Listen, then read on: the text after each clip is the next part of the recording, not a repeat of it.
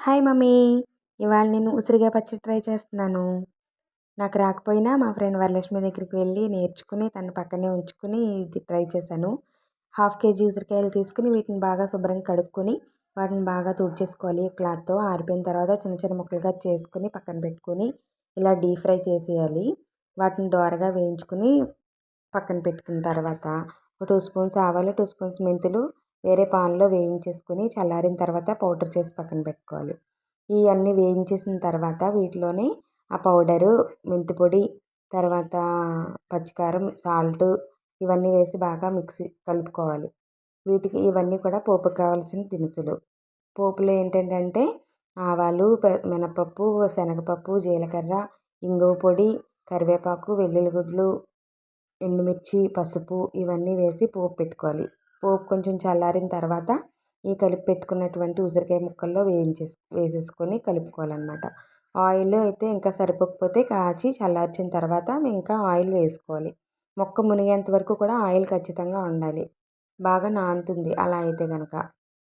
ఇది బాగా కలుపుకున్న తర్వాత దీనిలోనే ఒక 2 నిమ్మకాయలు తీసుకొని ఆ 2 నిమ్మకాయలు మనం పిండేసుకోవాలి ఇందులో. కొంతమంది చింతపండు కూడా వేసుకుంటారు. సరే ట్రైలే కదా అని చెప్పి నేను నిమ్మకాయ వేశాను. నిమ్మకాయతో కూడా చక్కగా చాలా బాగా వచ్చింది. వీటిలో ఏమైనా ఉప్పు, కారం కానీ ఏమైనా సరిపోకపోయినా ఇప్పుడే కలిపేసుకోవాలి.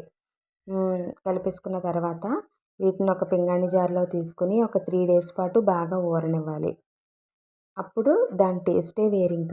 చాలా చాలా చాలా బాగుంటుంది ఊరబెట్టిన తర్వాత.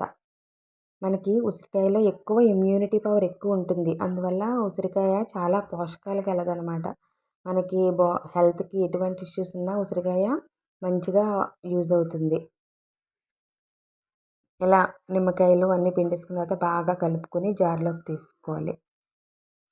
ఈ ఉసిరికాయ పచ్చడి ఇలా కలుపుతూ ఉంటేనే నాకు నోట్లో లాలాజలం ఊరిపోయేది.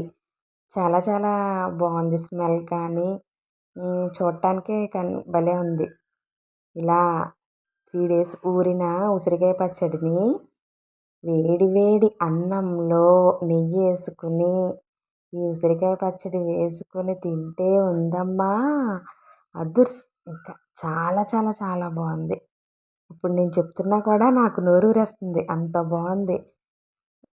అన్నీ కూడా పర్ఫెక్ట్‌గా సరిపోయాయి. ఉప్పు, కారం, ఆయిల్, మెంతి పొడి అన్నీ కూడా కరెక్ట్‌గా సరిపోయాయి. చాలా బాగా వచ్చింది. ముక్కని ఇలా పట్టుకుంటే చక్కగా విడిపోతుందనమాట. అంత మెత్తగా ఊరిపోయింది ముక్క కూడా. చాలా పర్ఫెక్ట్‌గా కుదిరింది. అది నోట్లో పెట్టుకుంటే ఉంది మరి ఆహా! సూపర్. చాలా చాలా చాలా బాగుంది.